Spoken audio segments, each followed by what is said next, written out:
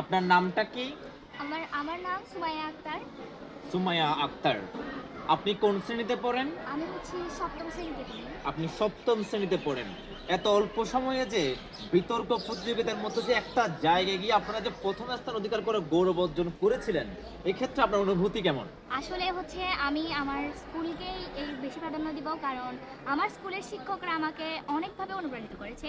আমি 6 এও দিয়েছি বিতর্ক আমাদের ক্লাসে। তখন আমার অনুপ্রেরণাটা একটু বেড়েছিল। যখন শিক্ষকরা বলল আমাকে আমি পারবো, তো আমি সেজন্যই উপজেলায় গিয়ে আমার বিতর্কটা দিয়েছি। আচ্ছা, আপনি বড় হয়ে কি হতে চান? বড় হয়ে আসলে আমার ইচ্ছা আমি বিশেষ ক্যাডার হব। আপনি বিসিএস ক্যাডার হবেন। কি করবেন? বিসিএস ক্যাডার হয়ে কি করবেন আপনি? আমি হচ্ছে জনগণের বিভিন্ন উপকারে করব। আর বিভিন্ন জেলা প্রশাসনে তো বিসিএস এর কাজের অভাব নেই, অনেক কাজই আছে, তারা অনেক কাজই করে সমাজসেবা। বিভিন্ন। মানে জনগণের স্বার্থে এবং মানবতার স্বার্থে আপনারা কাজ করবেন। জি। আচ্ছা, ধন্যবাদ।